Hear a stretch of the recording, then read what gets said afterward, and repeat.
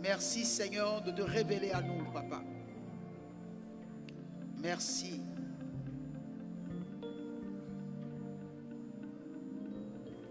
Au nom de Jésus, nous avons prié. Seigneur, nous voulons te dire merci et te confier ta parole par laquelle, Seigneur, nos vies peuvent être transformées. Cette parole qui peut apporter la guérison, la délivrance, la consolation. Que, Seigneur, ton esprit prenne le contrôle. Et que nous ne quittons pas ici à vide, mais qu'au contraire, nous soyons rechargés pour continuer notre marche avec toi. Merci, Seigneur, de nous bénir. Au nom de Jésus, j'ai prié. Amen. Nous pouvons nous asseoir. Merci. Alors, je nous salue dans le nom de Jésus. Que le Seigneur vous bénisse et que ce matin, qu'il parle à notre cœur. Alléluia. Le dimanche dernier, nous avions eu à parler sur le combat, le bon combat de la foi. Alléluia. Nous devons comprendre une chose. Dieu ne connaît pas autre chose que la foi, le langage de la foi. Alléluia. Et tous ceux qui ont eu des besoins et qui sont venus vers lui, il leur a toujours dit que cela te soit fait selon ta foi. Alléluia. La foi est la chose la plus importante que, en tant qu'enfant de Dieu, nous devons avoir. Et la foi, on ne peut l'avoir qu'en écoutant la parole de Dieu. Tous ceux qui n'aiment pas écouter la parole de Dieu, tous ceux qui n'aiment pas les moments d'enseignement, ceux qui ne veulent pas lire la parole de Dieu, méditer la parole de Dieu, ne peuvent pas avoir la foi. Et si vous n'avez pas la foi, vous ne pouvez absolument rien obtenir du Seigneur. Alléluia. Et vous ne pouvez l'avoir que lorsque vous acceptez de la méditer, vous acceptez de vous asseoir pour être enseigné, ou que vous-même, vous puissiez lire régulièrement la parole de Dieu. Alléluia. L'homme qui peut porter le fruit, c'est celui-là qui ne s'asseye pas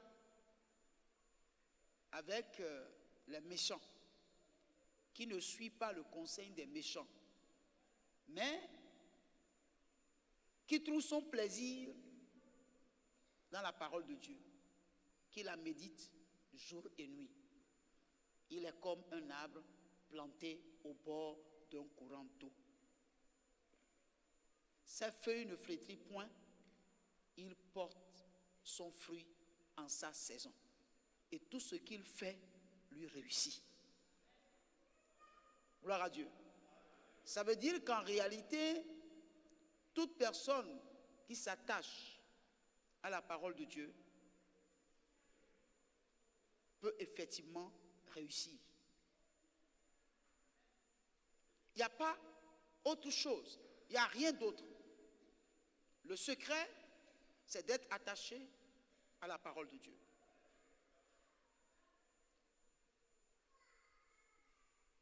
Vous ne savez pas lire et vos enfants ont été à l'école et savent lire. Mettez-les à vos côtés pour qu'ils vous lisent la parole de Dieu. Gloire à Dieu. Et partout, la parole de Dieu est enseignée. Dans la vérité,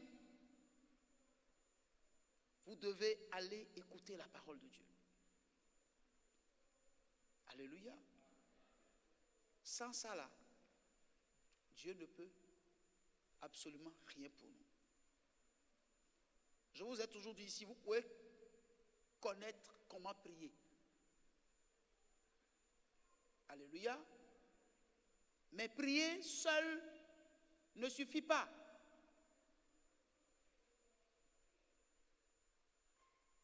D'abord,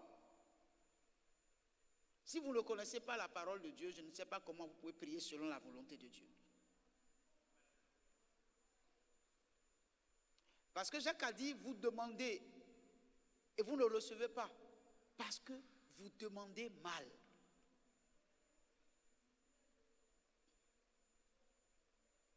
Alléluia.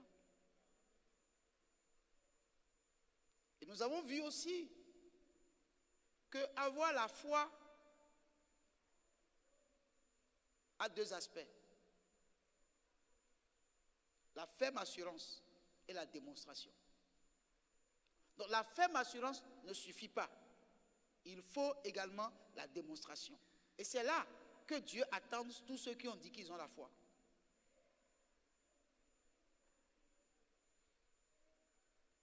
Ce matin, nous allons aborder la foi, mais sous une autre forme. Alléluia.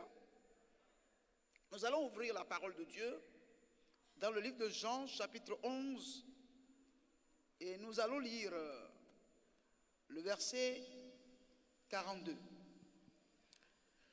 Pour moi, je savais que tu m'exauces toujours, mais j'ai parlé à cause de la foule qui m'entoure, afin qu'ils croient que c'est toi qui m'as envoyé. Amen. Pour moi, je savais que tu m'exauces toujours.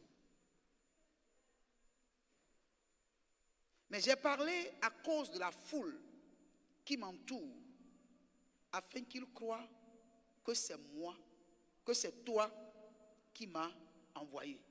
Que Dieu bénisse sa parole. Alléluia.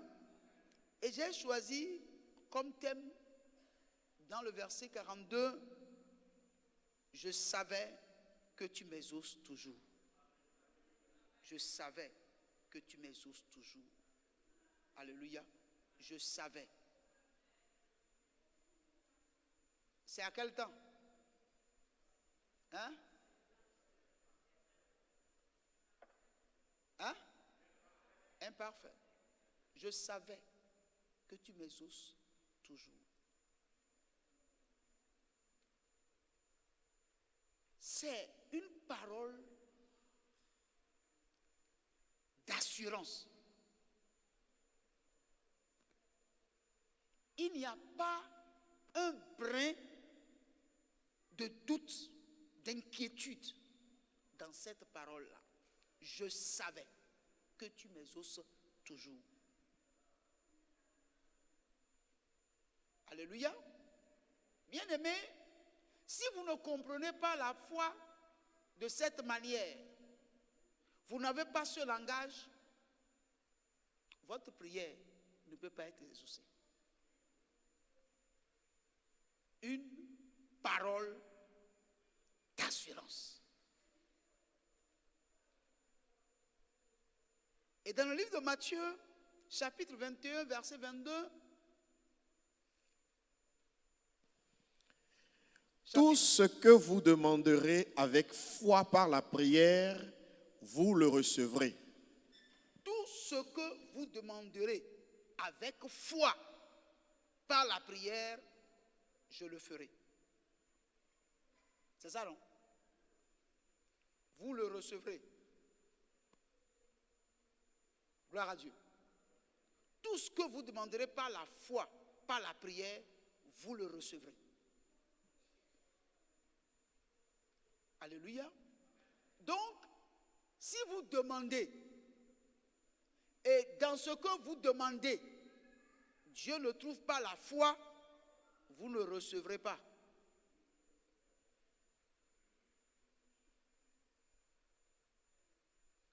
Donc la foi pour le chrétien est incontournable.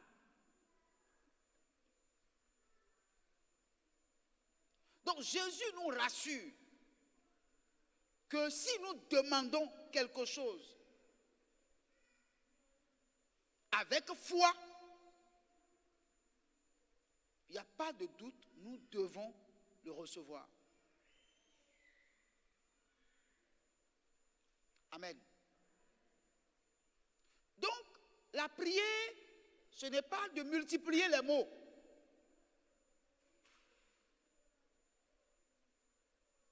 La prière, c'est d'être précis, avec assurance et certitude, qu'il n'y a pas de raison pour que le Père ne te donne pas ce que tu lui as demandé.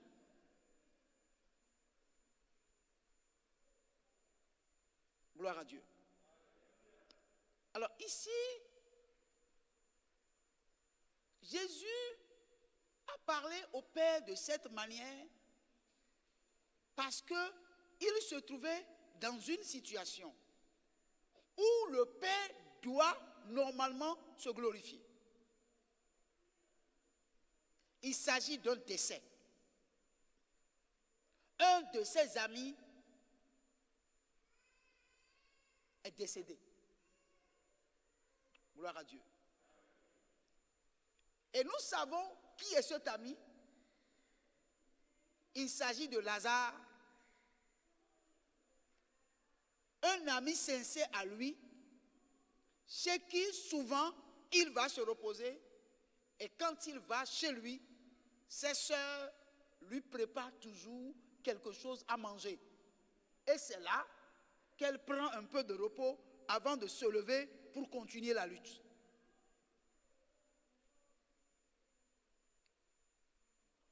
Mais un jour, on est venu lui dire que son ami est malade.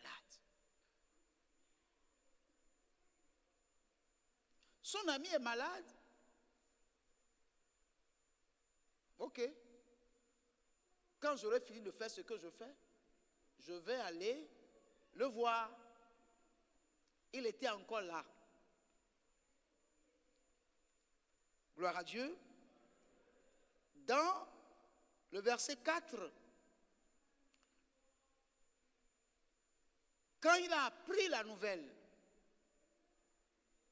voici ce qu'il a dit à ceux qui sont venus lui annoncer la maladie de son ami. Après avoir entendu cela, Jésus dit, « Cette maladie n'est point à la mort, mais elle est pour la gloire de Dieu, afin que le Fils de Dieu soit glorifié par elle. » Gloire à Dieu. Jésus connaît toutes choses. Il connaît toutes choses. Quand on est venu annoncer la maladie, la première parole qu'il a prononcée, c'est que cette maladie-là, ce n'est pas pour la mort, mais c'est pour que Dieu se glorifie dans cette maladie. Je suis certain que si la maladie n'était pas une maladie grave, on n'allait pas lui envoyer la commission pour lui dire que son ami est malade. Certainement, la manière dont ils ont décrit la maladie, ceux qui sont venus annoncer la nouvelle ne sont pas venus annoncer une bonne nouvelle. Mais Jésus leur a dit, cette maladie-là, ce n'est pas pour la mort. Bien-aimé, la foi commence par là.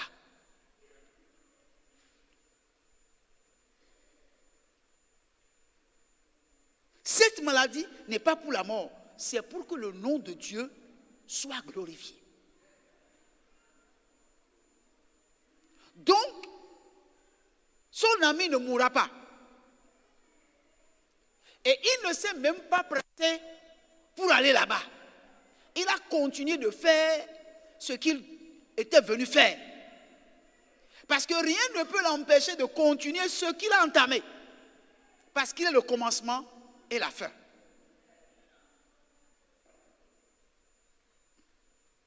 Et puis,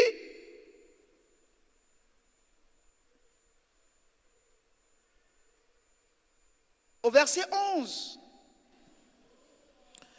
Après ces paroles, il leur dit, Lazare, notre ami, dort, mais je vais le réveiller. Gloire à Dieu. Il dit à ses disciples avec qui il est, quand il a appris que Lazare était mort, il a dit à ses disciples, notre ami Lazare dort et je vais le réveiller. Je vais le réveiller. Il dort, je vais le réveiller. Les disciples certainement n'ont pas compris son message. S'il dort, on a dit quelqu'un est gravement malade et il dort. Ça veut dire que s'il dort, la maladie il est guéri. N'est-ce pas? Mais il ne savait pas que c'est de la mort qu'il parlait. Mais il dit, je vais le réveiller. Nous devons, en lisant et en méditant la parole de Dieu, apprendre toujours du Seigneur. Pour comprendre que pour que vous puissiez faire la prière, pour que votre prière soit exaucée, il faut que la prière soit préparée.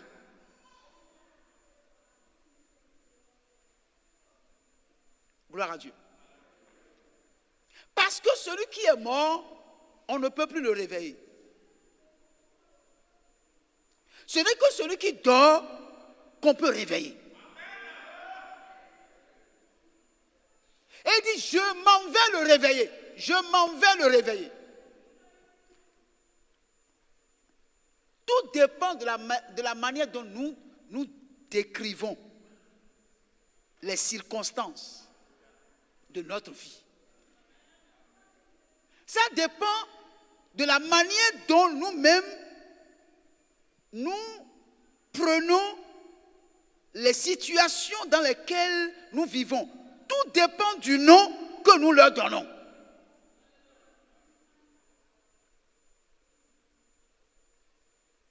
Tout dépend de la manière dont nous-mêmes nous les voyons et nous les décrivons. Parce qu'il n'y a pas d'homme sur terre qui ne va pas vivre des situations compliquées, qui ne va pas connaître des épreuves. Mais lorsque l'épreuve arrive, lorsque nous nous trouvons en face d'une incapacité, d'une impossibilité, quelle est la manière dont nous la décrivons? Quels sont les mots que nous utilisons pour qualifier l'épreuve que nous traversons en tant que chrétiens? Des gens à qui Jésus a promis que si nous demandons quelque chose par la foi, nous le recevrons. Quelle est la manière dont nous décrivons les situations et les circonstances dans lesquelles nous nous trouvons en tant que chrétiens? Gloire à Dieu. Lazare dort et je vais le réveiller. Gloire à Dieu. Le verset 23. Jésus lui dit, ton frère ressuscitera.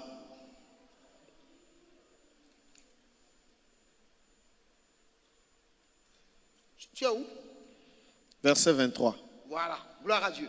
Alléluia. Jésus est revenu au lieu où Lazare est mort. Jésus est parti 4 jours après la mort de Lazare. Il n'y avait pas de morgue pour conserver le corps.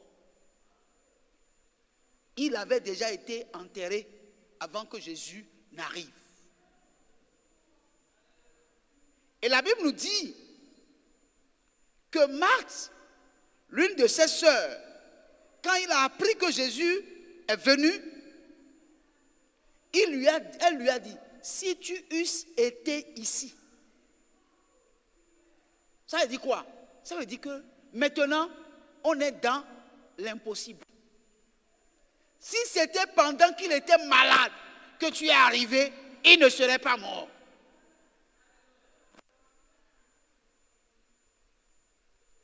Mais Jésus lui dit, ton frère ressuscitera.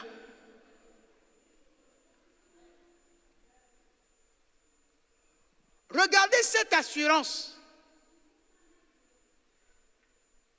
Il n'est pas parti par 4 chemins. Il dit, ton frère ressuscitera. Bien aimé, l'assurance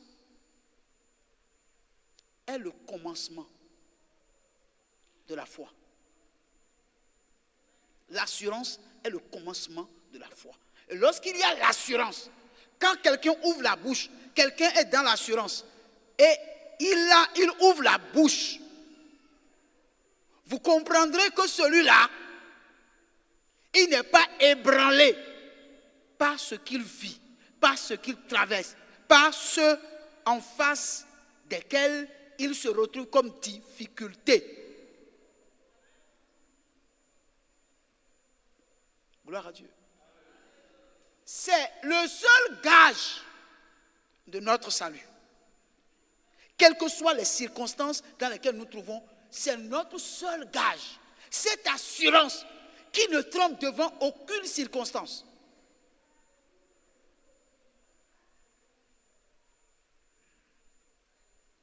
Gloire à Dieu. Ton frère ressuscitera. Et la sœur va dire, je sais. Gloire à Dieu. Qu'il ressuscitera à la résurrection au dernier jour. Or, Jésus a dit dans le présent, là où je suis là maintenant, ton frère va ressusciter. Mais elle dit oui, je crois en la résurrection. Et mon frère là, au jour de la résurrection, il ressuscitera.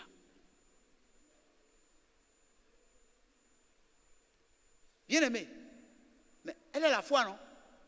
Si elle n'a pas la foi, elle ne peut pas croire à la résurrection des morts. Mais le problème, c'est que sa foi dont elle fait usage là, n'est pas dans le présent, mais dans le futur. Or, Jésus parle de la foi dans le présent.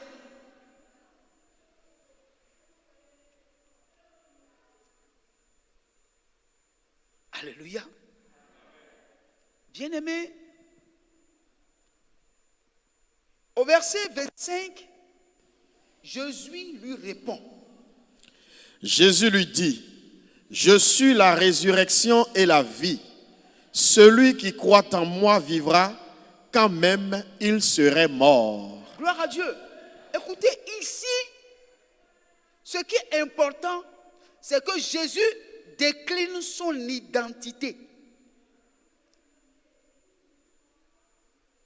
Il dit à la sœur de Lazare, moi là, je suis la résurrection et la vie.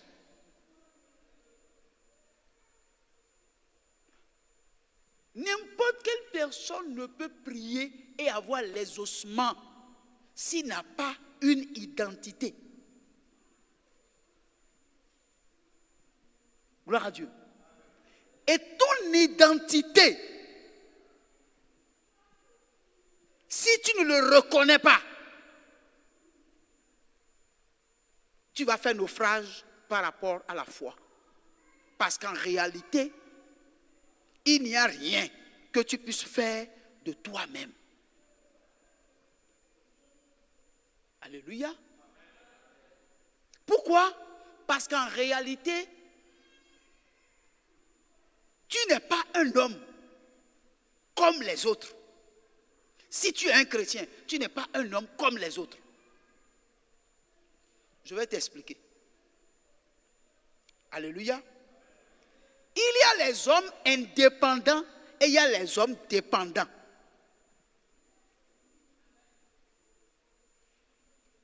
Si tu es un indépendant,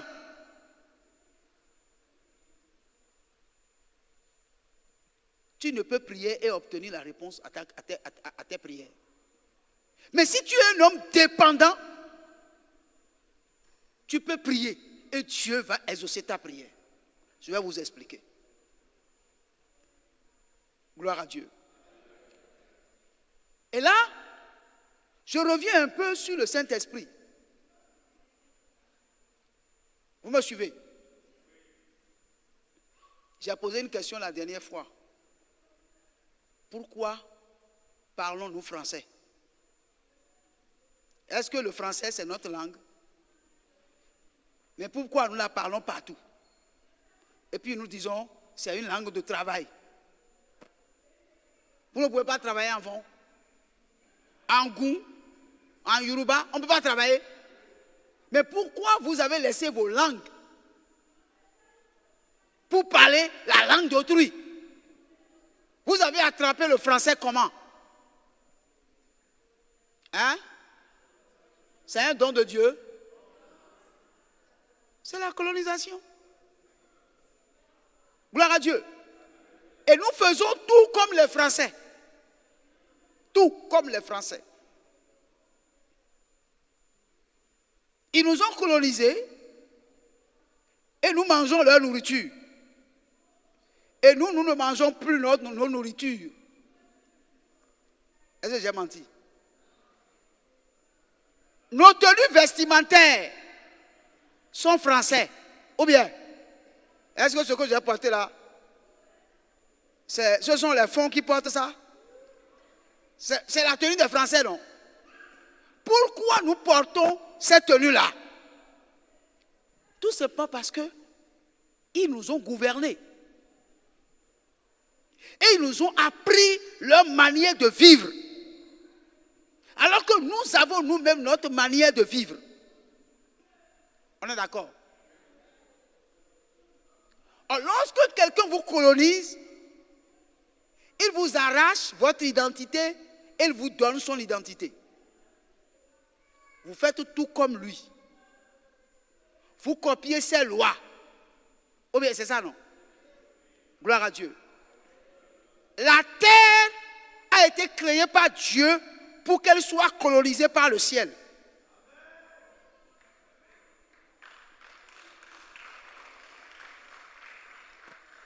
Dieu a créé la terre pour que la terre soit colonisée par le ciel. Et il a laissé sur la terre un gouverneur. Il a laissé sur la terre un gouverneur. Et le premier gouverneur de la terre, c'était le Saint-Esprit. Parce qu'il est écrit que le Saint-Esprit se mouvait au-dessus de la surface des eaux. Donc la première personne qui habitait la terre avant que l'homme ne vienne, c'est le Saint-Esprit. Et il mouvait sur la surface des eaux et contrôlait toutes choses. Avant que Dieu ne sorte la terre du chaos pour donner une forme à la terre, et l'homme a été la dernière création de Dieu. Lorsque Dieu a créé l'homme, la Bible n'a plus parlé de la présence du Saint-Esprit qui mouvait sur les eaux. Ça veut dire que cette partie-là de Dieu, Dieu l'a introduit dans l'homme. Et c'est l'homme qui a reçu le privilège de gouverner la terre, de gérer la terre. Et la Bible dit que les cieux sont pour Dieu et la terre a été donnée aux hommes.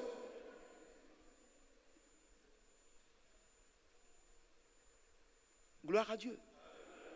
Bien-aimé. Et le gouverneur qui est sur la terre doit amplifier la volonté de Dieu sur la terre. Le Notre Père. Que ta volonté soit faite sur la terre comme cela se passe dans les cieux. Donc le rôle de l'homme doit être d'amplifier la volonté de Dieu qui est dans les cieux sur la terre. Mais lorsque l'homme a désobéi à Dieu, il a pris son indépendance. Parce que le Saint-Esprit, qui pouvait l'aider à connaître la volonté de Dieu et l'appliquer sur la terre, le Saint-Esprit est parti. Et l'homme est devenu indépendant. La terre aussi s'est libérée de la suprématie de Dieu. C'est fini. C'est fini. nous avons acquis l'indépendance. Et nous avons décidé que nous-mêmes, nous allons gérer la terre. Que Dieu ne se mêle pas de nos affaires. Et lorsque vous devenez indépendant, quand il y a des problèmes chez vous, vous trouvez vous-même les solutions. Ne demandez pas au gouvernement de Dieu d'intervenir pour vous. Parce que vous avez déjà pris votre indépendance. Si les routes sont gâtées, ne cherchez pas de subvention. Vous devez trouver vous-même votre subvention pour réparer les routes. Parce que vous avez dit, je suis indépendant. Je ne dépends plus de vous. Je ne dépends plus du ciel. Et donc, lorsque vous ne dépendez plus du ciel, le ciel aussi vous laisse votre liberté et vous faites de votre vie et de votre terre ce que vous voulez.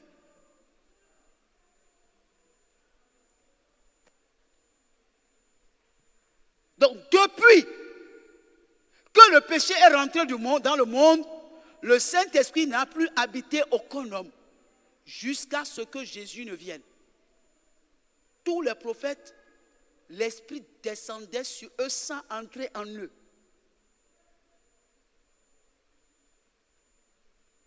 Ce n'est que lorsque Jésus est revenu que le Saint-Esprit a habité un homme. Et c'est parce que lui, quand il était sur terre, il dépendait du ciel. Et il est venu amplifier le royaume de Dieu sur la terre. C'est pourquoi il dit, le royaume des cieux est au milieu de vous. C'est en ce moment-là que le royaume des cieux est venu sur la terre. Mais seulement le royaume de Dieu était totalement en un seul. En un seul. Donc il dépendait du ciel. C'est pourquoi il peut parler avec assurance que Lazare va ressusciter. Pourquoi? Parce que le gouverneur Saint-Esprit était en lui. Toute la totalité de la plénitude de la divinité habitait en lui corporellement. Il pouvait dire avec assurance que Lazare va ressusciter. Et son assurance, c'est qu'il dit, Père, je savais que tu m'exauces toujours. Je savais. C'est-à-dire, quand le gouverneur est là et que vous dépendez de lui, il n'y a pas de raison que vous dites quelque chose, que cela ne soit accompli. Il n'y a pas de raison.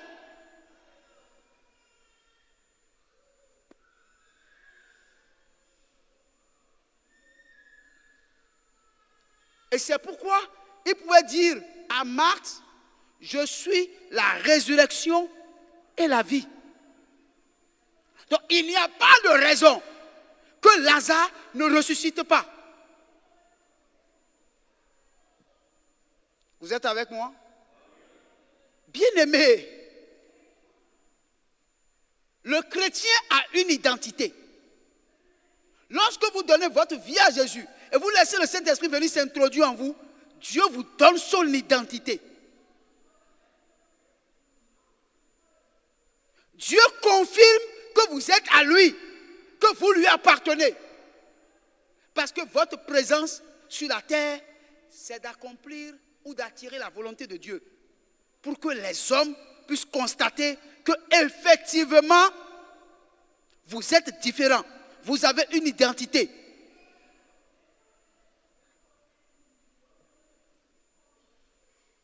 Vous êtes avec moi? Bien-aimés frères,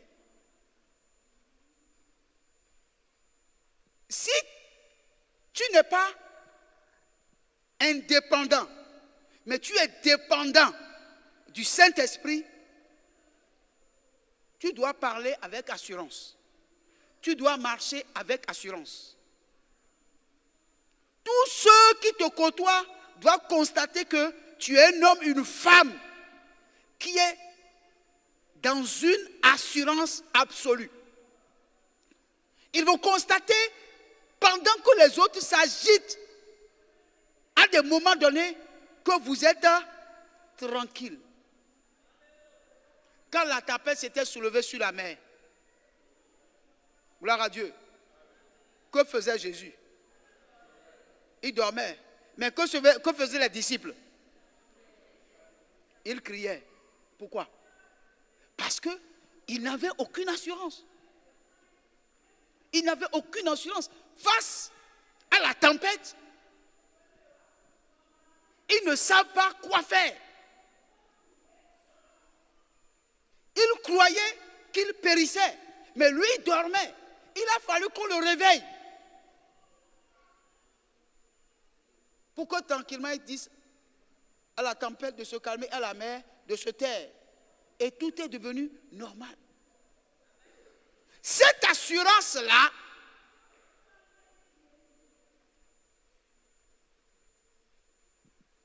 c'est ça le commencement de la foi. C'est ça le commencement de la foi. Si vous êtes un homme dans la chair, les épreuves vont venir. Les épreuves viendront. Les attaques viendront. Des situations invraisemblables, incontrôlables peuvent survenir. Mais c'est la foi qui vous donne l'assurance que ce qui se passe là ne vous emportera pas. C'est la foi. Pendant que tous les autres crient, se plaignent, murmurent, vous êtes calme. Parce que vous savez que d'une manière ou d'une autre, cette situation-là va concourir à votre bien parce que ce n'est pas encore le moment où Dieu veut vous rappeler, vous n'avez pas encore fini de faire ce pourquoi il vous a choisi. Vous avez l'assurance. La tempête peut emporter certaines personnes, mais tu resteras. Mais tu resteras. Qu'est-ce qui va te faire rester? C'est cette assurance que celui qui est en toi est plus grand que celui qui est dans la tempête là. Des fois, nous ne nous rendons pas compte de qui est en nous. Tout simplement parce que même le Saint-Esprit peut être en toi. Et tu peux refuser de dépendre de lui. Parce qu'il ne te force pas, il ne t'oblige pas. Il veut que volontairement, tu te lies à lui, que tu t'abandonnes à lui. Que tu dépendes de lui. C'est toi qui dois dépendre de lui. Il ne t'oblige pas. Tu dois toi-même accepter de te soumettre à lui pour qu'il accomplisse de grandes œuvres dans ta vie.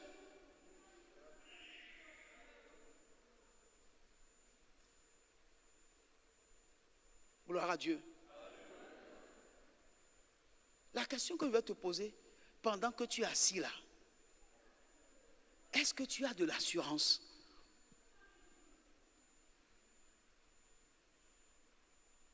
Vous êtes avec moi? Est-ce que là où tu es assis là, tu as de l'assurance?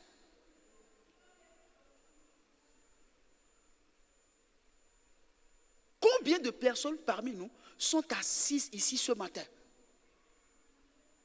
qui sont remplies d'inquiétude? Il y en a combien? Ce matin, l'Esprit de Dieu t'interpelle. Combien de personnes parmi nous sont dans des situations compliquées?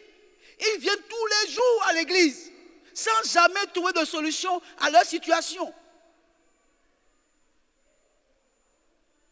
Combien de personnes ont fini par se résigner pour dire bon, c'est pas grave, je m'habitue, je vais m'accommoder à la situation.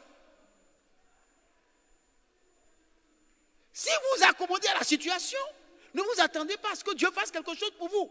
Vous avez décidé, vous vous êtes résigné à ce que l'ennemi prenne d'assaut votre vie. Mais quand vous savez qui vous êtes, si vous connaissez votre identité, si vous avez compris que le Saint-Esprit est en vous, pour que vous dépendez de lui, pour que lui, il change votre situation, mais il le fera. Il le fera. Les enfants de Dieu se révèlent, non pas quand tout va bien. Les enfants de Dieu se révèlent lorsque tout va mal. Lorsqu'il y a le chaos autour de nous, c'est en ce moment-là que les enfants de Dieu se révèlent. ceux en qui l'Esprit de Dieu est et qui dépendent de l'Esprit de Dieu, c'est en ce moment-là qu'il se révèle. C'est en ce moment-là que les gens remarquent que nous sommes à côté d'un Dieu et nous ne le savons pas. Parce que la Bible a dit, ceux à qui la parole de Dieu a été adressée sont appelés des dieux. À cause de l'Esprit de Dieu qui est en nous. Gloire à Dieu. Bien-aimés, au verset 34. Et il dit, où l'avez-vous mis? Alléluia. Seigneur, lui répondit-il, viens et vois. Là, il quitte la phase d'assurance pour rentrer dans la phase de la démonstration. Où l'avez-vous mis? Alors qu'on lui a déjà dit, il est mort maintenant, ça fait un bon nombre de jours. Mais il dit, où l'avez-vous mis? Et les gens l'ont accompagné pour l'amener là où ils l'ont mis. Donc, il ne peut pas avoir d'assurance sans démonstration. Si vous avez l'assurance, vous devez démontrer votre assurance.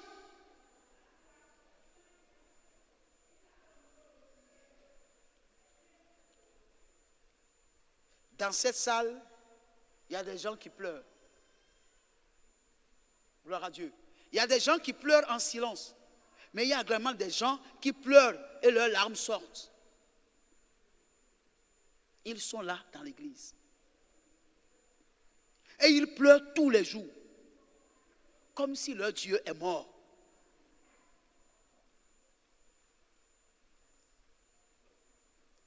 Et des fois, ils pensent que c'est parce qu'ils ont commis un péché que Dieu est en train de les punir.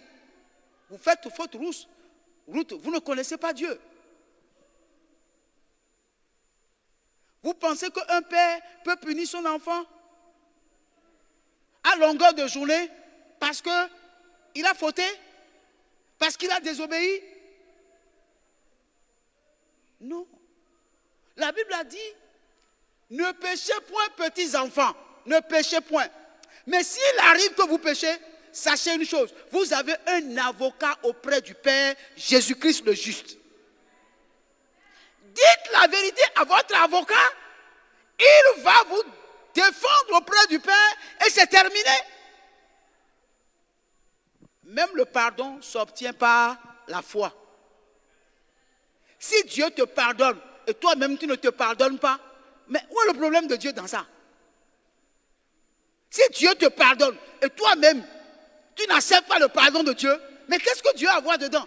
Même le pardon, vous ne pouvez l'obtenir que par la foi. Alléluia. Or la Bible dit que le diable est l'accusateur des frères. Il viendra toujours pour te dire ce que tu as fait là. Toi, tu crois que ce que tu as prié là, Dieu peut exaucer ça? C'est à toi de lui dire. Ce n'est pas parce que j'ai péché que je suis un pécheur. Je ne suis plus un pécheur, je suis un juste. Et je n'ai point de péché en moi. C'est à toi de dire à l'ennemi qui vient t'accuser. Un péché que j'ai confessé, pourquoi je vais continuer d'accepter que quelqu'un vienne m'accuser, que j'ai fait ci, j'ai fait ça? Un enfant de Dieu ne vit pas sous la culpabilité. Vous laissez Satan vous culpabiliser pour une faute que vous avez eu à commettre. Qui de vous ici, ces enfants, font quelque chose de mal et viennent demander pardon, papa, ne pardonne pas? Et toutes les fois, tout le matin, tu vas là, pour le péché que tu as fait là,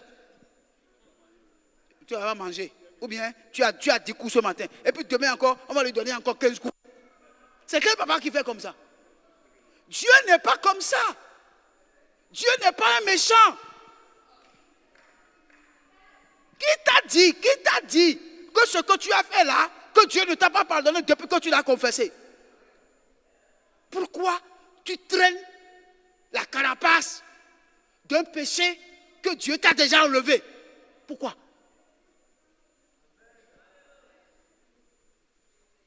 Quelqu'un m'entend ici? Bien-aimé, tu es un enfant de Dieu, tu as donné ta vie à Jésus. Tu es justifié par le sang de Jésus. Il n'y a plus aucune condamnation pour ceux qui sont en Jésus-Christ. Pourquoi continues-tu de te culpabiliser? Et tu te dis, si moi je prie là, Dieu ne peut pas exaucer. Comment Dieu ne peut pas exaucer ta prière? Tu es son enfant.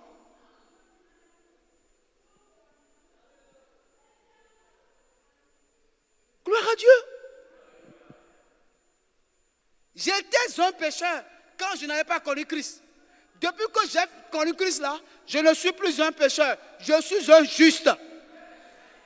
Parce que je suis justifié par la mort de Jésus à la croix. Par son sang versé à la croix. C'est terminé. Je ne permettrai à personne de détruire mon identité. Je suis un enfant de Dieu. Je suis un fils de Dieu. Dieu est mon Père. Pourquoi je vais prier et il ne va pas exaucer? Je dois chercher la cause ailleurs. Je ne vais pas chercher la cause dans le péché. Je vais chercher la cause ailleurs. Peut-être je comprends mal comment on prie par la foi. Je comprends mal comment on manifeste l'assurance. Mais ce n'est pas un péché.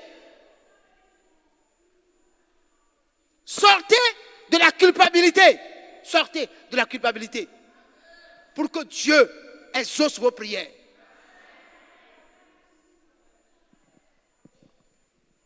Gloire à Dieu. Gloire à Dieu. Où l'avez-vous mis? Le verset 39. Jésus dit, ôtez la pierre. Marthe, la sœur du mort, lui dit, Seigneur, il sent déjà, car il y a 4 jours qu'il est là. Gloire à Dieu. Quand il arriva devant la tombe, il a dit simplement, ôtez la pierre.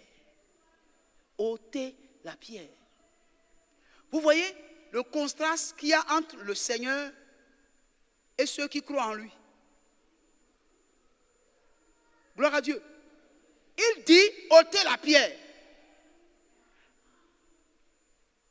Et Marthe lui dit, ça fait 4 jours qu'on l'a enterré.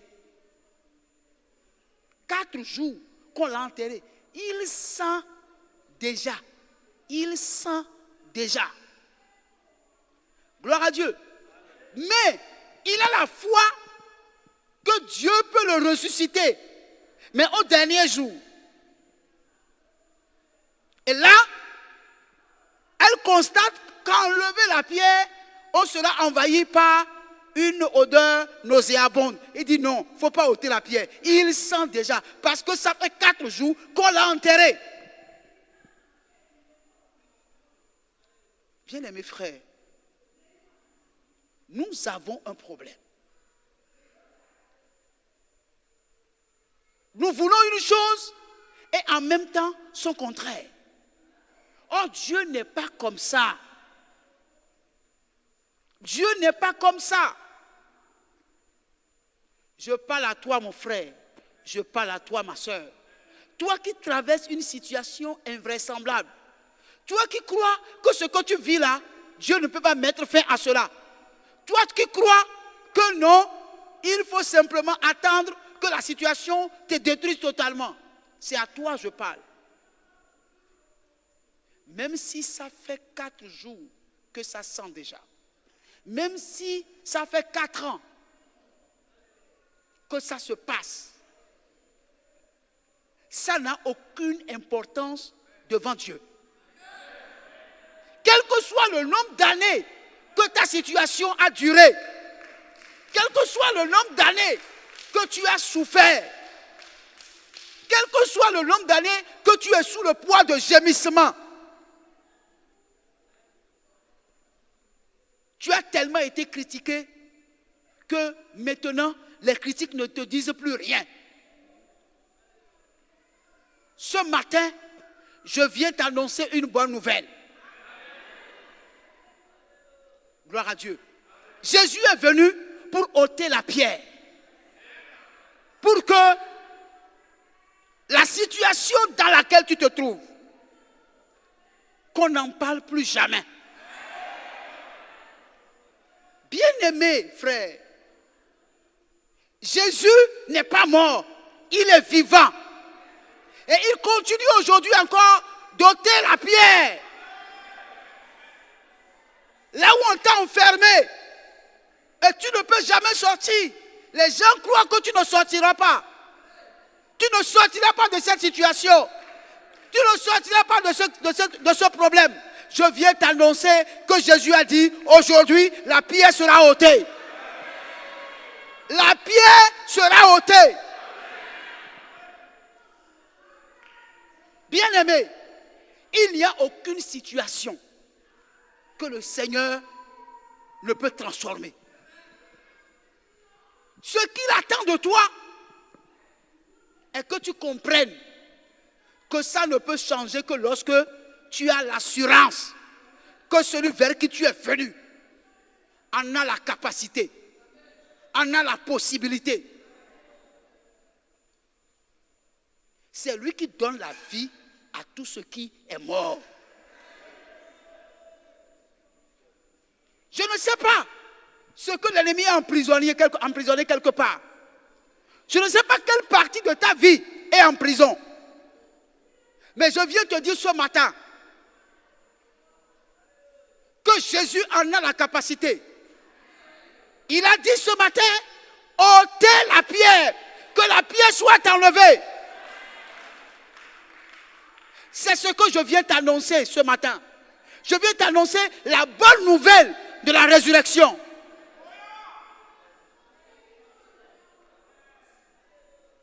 Tout ce qui est mort, tout ce que l'ennemi a mis en prison, ça peut être ton mariage, ça peut être ta santé, ça peut être tes finances, ça peut être ta promotion, ça peut être ta vie. Ce matin, je viens t'annoncer la bonne nouvelle de Jésus-Christ. C'est que la pierre, ce matin, est ôtée au nom de Jésus. La pierre est ôtée au nom de Jésus. Les gens se lèveront demain et vont constater que ta situation a changé. Parce qu'aujourd'hui, il enlève la pierre. Cette pierre qui te tient captif, il est en train de l'ôter au nom de Jésus. Mon frère, aucune situation pourrie ne peut résister devant la prière de Jésus. S'il a dit ôter la pierre est ôtée. Alléluia. Les gens sont assis sur ta promotion. Que Dieu soit loué. Gloire à Dieu.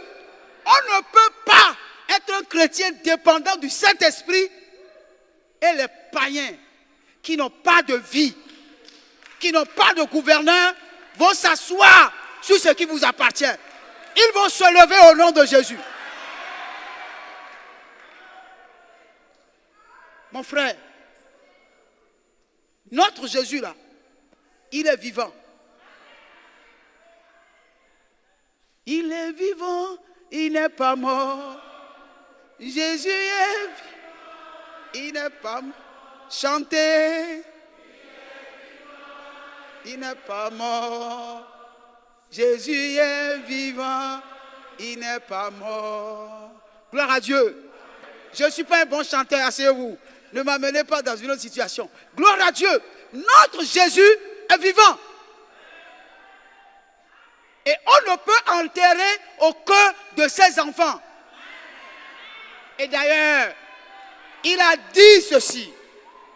Il a dit ceci. Il a dit, j'ai vaincu la mort et le séjour des morts. Et la clé du séjour des morts est entre mes mains. Ce matin, il met la clé dans le séjour des morts. Il met la clé dans la porte du séjour des morts. Et il t'appelle par ton nom pour dire sors. Sors ma fille. Sors mon fils. Si tu crois, dis Amen. Si tu crois, dis Amen 3 fois. J'ai dit dis Amen 3 fois. Amen. Amen. On acclame la présence du Seigneur.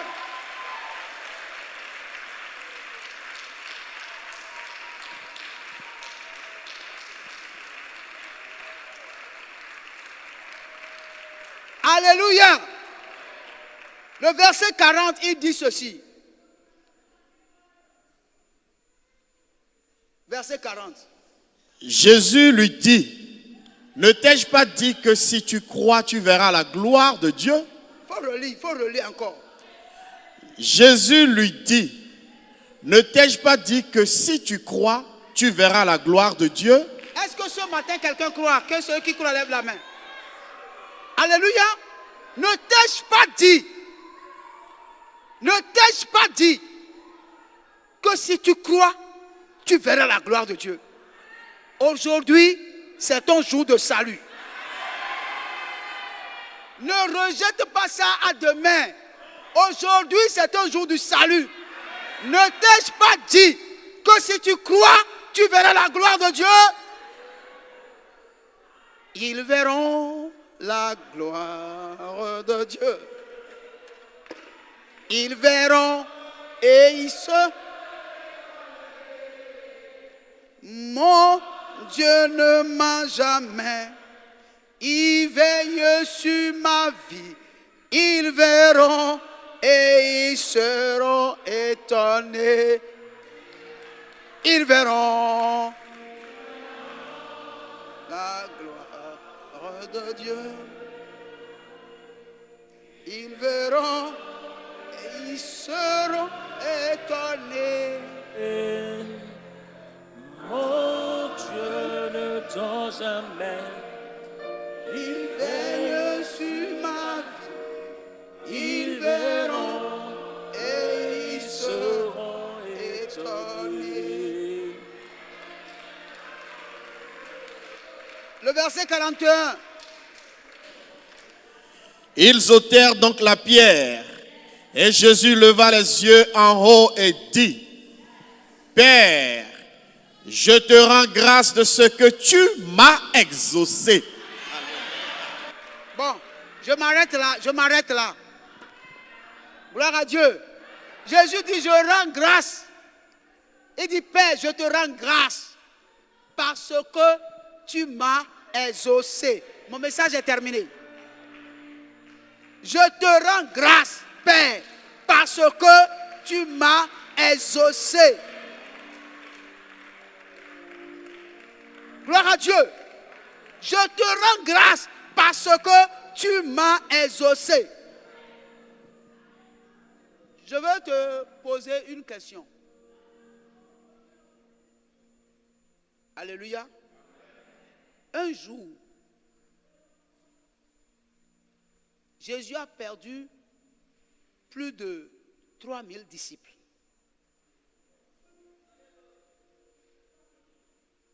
Pourquoi? Parce que il leur a dit une parole amère. Une parole amère. Alléluia. Il leur a dit,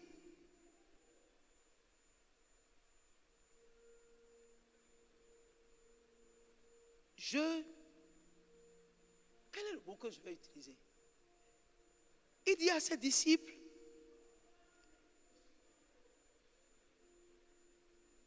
si quelqu'un veut venir à moi, qu'il sache qu'il doit renoncer à lui-même. Alléluia. Il dit à ceux qui ont mangé du pain qu'il a multiplié et qui sont venus, non pas parce qu'ils croient en lui, mais ils croient que celui-là, si on le prend pour roi là, on n'aura plus faim. Et il leur dit, si vous venez à moi, ce n'est pas le pain que je vais vous donner à manger, mais je vous donnerai ma chair à manger et mon sang pour boire. Ils ont dit, oh, nous ne sommes pas des cannibales pour manger ta chair. Nous ne sommes pas des vampires pour boire ton sang. Et le jour-là, il a perdu plus de 3000 de ses disciples. Il ne lui restait que les 12. Les 12. Et puis, il dit aux 12, vous là, vous attendez quoi? Vous-même là, vous pouvez partir. Et puis Pierre lève la main et dit, non, on va aller où? On va aller où? C'est toi qui as la parole de la vie. Nous là, on va aller où? C'est toi qui as la parole de la vie. Je veux dire à quelqu'un ce matin, je veux te dire ce matin, ce que tu as entendu, ce n'est pas ma parole. Non. Gloire à Dieu. Ce n'est pas ma parole. Je veux te dire ça pour que tu saches que ce n'est pas ma parole. Parce que ce message-là, je l'ai eu hier à 23h. Gloire à Dieu. J'ai réfléchi tellement. La journée d'hier était une journée très occupée. J'ai réfléchi, j'ai dit, mais pasteur, Seigneur, qu'est-ce que je vais dire à ton peuple? Et puis j'étais là à réfléchir. Et puis, j'ai entendu, je savais que tu m'exauces toujours. Je savais que tu m'exauces toujours. Gloire à Dieu. J'ai l'assurance qu'il y a quelqu'un ici dans cette salle qui est concerné par ce message. Gloire à Dieu. Il y a quelqu'un qui est concerné par ce message. Ce n'est pas mon message.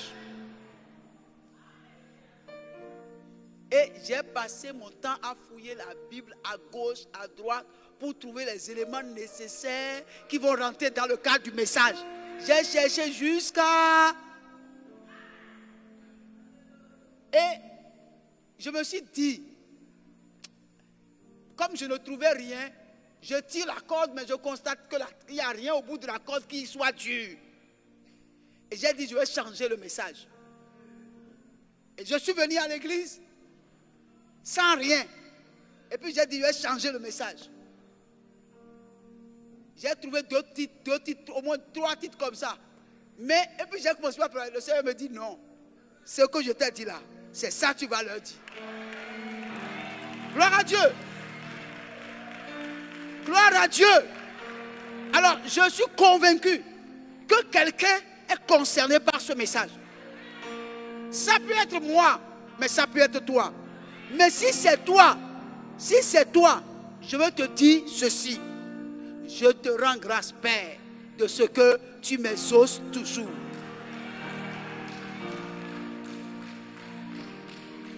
Tu vas te lever sur tes pieds. Et tu vas parler au Seigneur. Si ce que tu as entendu, c'est à toi que ça s'est adressé, élève la voix et commence par remercier le Seigneur. Commence par remercier le Seigneur. Je veux que tu commences par remercier le Seigneur.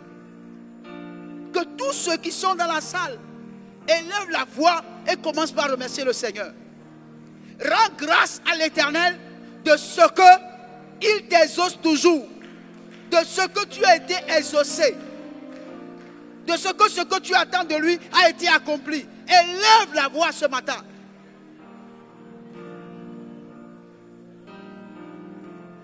Parle au Seigneur ce matin. Rends-lui grâce. Dis-lui merci pour l'exaucement de sa prière à ton endroit. Rends grâce au Père de ce que tout a été accompli. Que la grâce de Dieu t'a visité. Que la main de Dieu t'a touché. Élève la voix ce matin. Et rends grâce au Seigneur. Rends grâce au Seigneur que sa main t'a touché, que sa main t'a guéri, que sa main a changé la situation. Rends grâce au Seigneur que la pierre a été ôtée et que lui, qui est le maître des circonstances et du temps, est présent dans ta vie. Rends grâce à Dieu de ce que la tempête s'est arrêtée. Il est celui qui change toutes choses. Il est celui qui transforme. Il est celui qui opère le miracle. Il est celui qui fait au-delà de ce que nous pouvons penser ou imaginer. Il est présent au milieu de nous. Il est présent au milieu de nous. Et il accomplit toutes sortes de merveilles et de miracles. Il est présent au milieu de nous. Prie mon frère, prie ma soeur et rends grâce à Dieu pour l'exaucement de tes prières. Rends grâce à Dieu pour l'exaucement de tes prières. Tes prières sont exaucées. Ce pourquoi tu es arrivé ici ce matin, Dieu l'a réglé. Dieu l'a réglé. C'est terminé. C'est fini. Il faut rendre grâce à Dieu simplement. Il faut rendre grâce à Dieu. Rends grâce à Dieu ce matin. Ce pourquoi tu es arrivé est terminé. Rends grâce au Seigneur ce matin. Lui qui fait des merveilles et des choses glorieuses. Il est au milieu de nous ce matin. Alléluia. Au nom de Jésus, nous avons prié.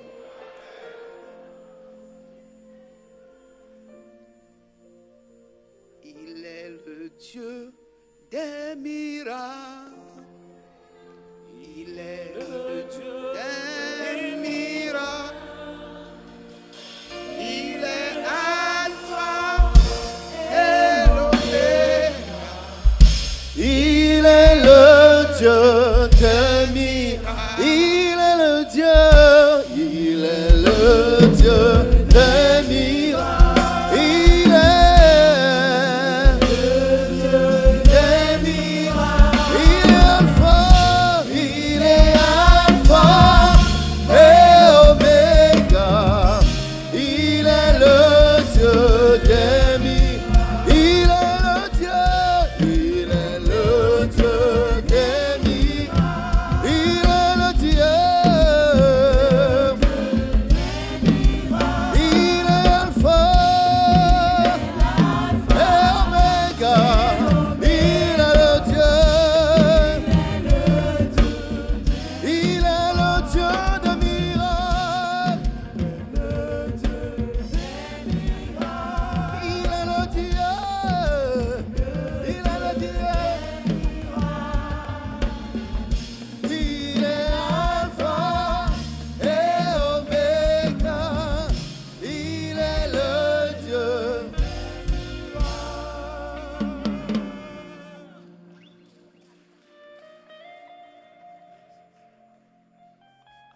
Seigneur,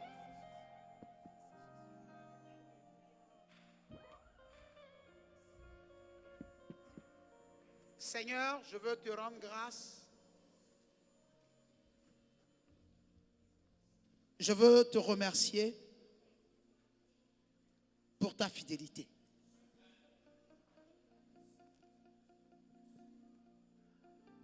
Je veux te remercier pour la réponse à nos prières ce matin. Je veux te dire merci parce que tu es en train de guérir quelqu'un au milieu de nous ce matin. Je veux te remercier, Seigneur, parce que tu es en train de changer la situation d'un frère et d'une sœur ce matin. Je veux te dire merci parce que tu es en train de rendre possible une impossibilité dans la vie d'un frère ou d'une sœur. dans un foyer, dans une famille, tu es en train de rendre possible ce qui est impossible. Merci parce que tu donnes la vie à tout ce qui est mort dans la vie d'un frère ou d'une sœur. Je veux te dire merci parce que tu es en train de suer les larmes d'une sœur, d'un frère. Tu es en train de suer les larmes de toute une famille présente au milieu de nous. Tu es en train de rendre une situation impossible possible.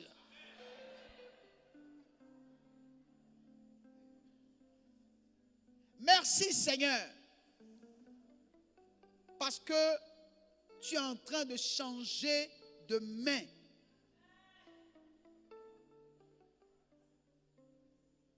Dans une situation. Le pouvoir est en train de changer de main dans une situation ce matin.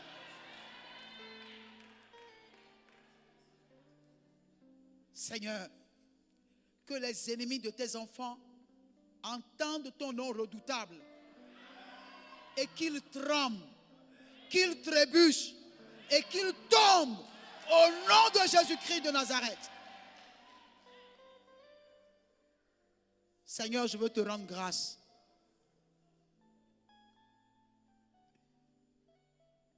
Parce que tu redresses tout ce qui est courbé. Au nom de Jésus. Tu redresses tout ce qui est courbé. Au nom de Jésus-Christ. Tu redresses tout ce qui est courbé. Au nom de Jésus-Christ de Nazareth.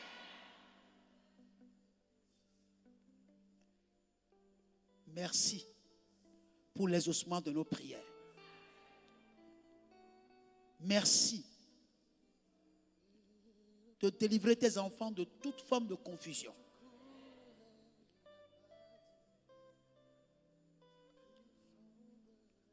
La stérile enfantera au nom de Jésus-Christ. La stérile enfantera au nom de Jésus.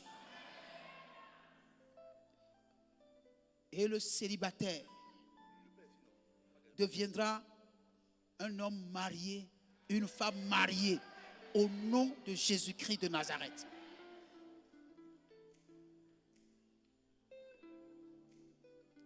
Que l'histoire de la vie de quelqu'un soit transformée. Que ton histoire change. Il est le seul qui peut changer ton histoire. Il est le seul. Et je prie ce matin pour que ton histoire soit changée.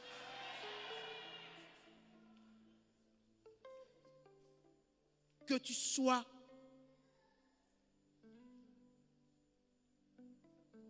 un étonnement pour ton entourage. Un étonnement.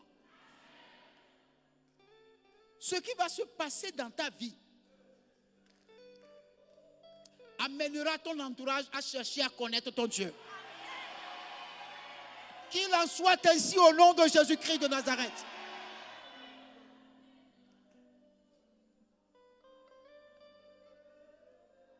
Merci Seigneur. Merci Papa. Toute la gloire est à toi Père. Toute la gloire est à toi Père. Toute la gloire est à toi, Père. Toute la gloire est à toi.